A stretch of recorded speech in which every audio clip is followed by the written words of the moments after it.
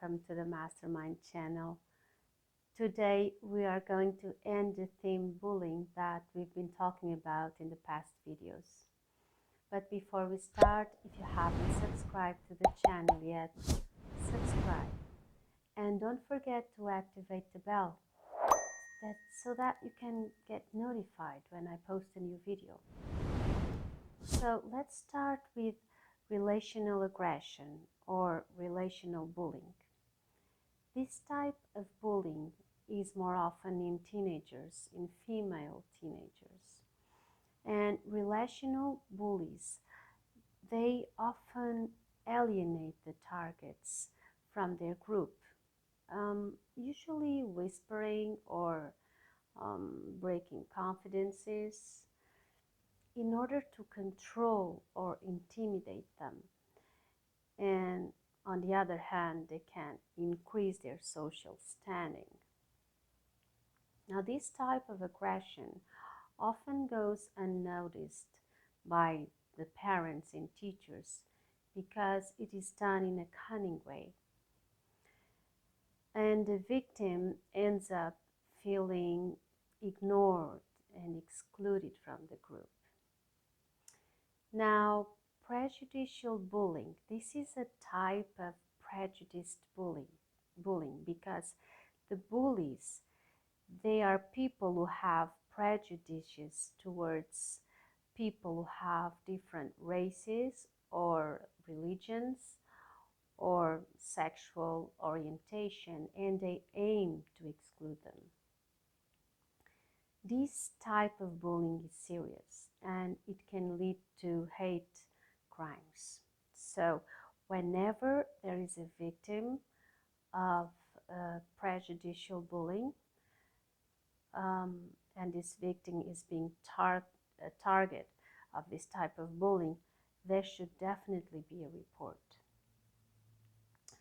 Mobbing is a word that means bullying in the workplace, and it's increasingly common in companies or institutions that can be public or private, and it's a worldwide problem. The mobber does not act alone. He has a coalition with some co-workers to isolate the victims through psychological or moral coercion. In this case, there is an unequal power relationship which causes the victim to have a feeling of incapacity to defend himself. And it may even lead to physical illnesses or psychological disturbances that are long-lasting problems. The victims of mobbing may experience they may experience anxiety and suffer from depression, low self-esteem, sleep disorders. They can have lack of motivation and lack of interest in work. So these effects lead to a decreased effectiveness at work. And it becomes a vicious cycle, because if the victim has low self-esteem, he gets low self-efficacy, and vice versa. And the victim's perception that he deserves the violent treatment that he's being subjected to. So to understand if you are being mobbed, I will cite some examples of mobbers' actions. For instance, he does verbal assaults alluding to your behavior, calls you names, or makes fun of you, bullies you, demeans you. He can destroy your work or your work material, or it can disrupt your workspace, for instance. He ignores you even when you approach the mobber for professional reasons. He slanders you. He tries to damage your your image with rumors, cynical comments, complaints to superiors, which can result in random punishments, for instance. And also there can be sexual harassment or moral harassment in the workplace.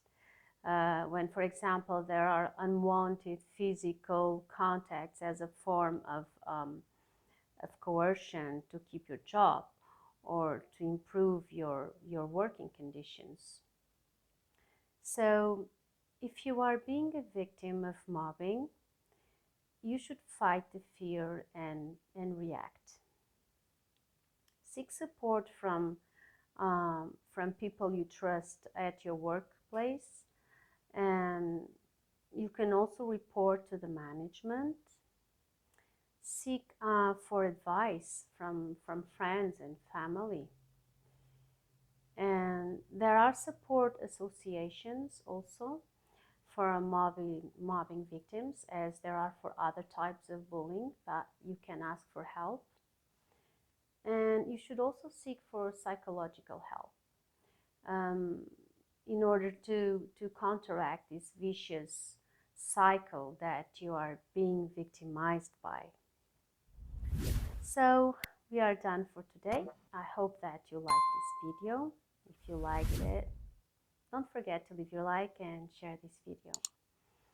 Okay, so I'll see you next week. Bye now.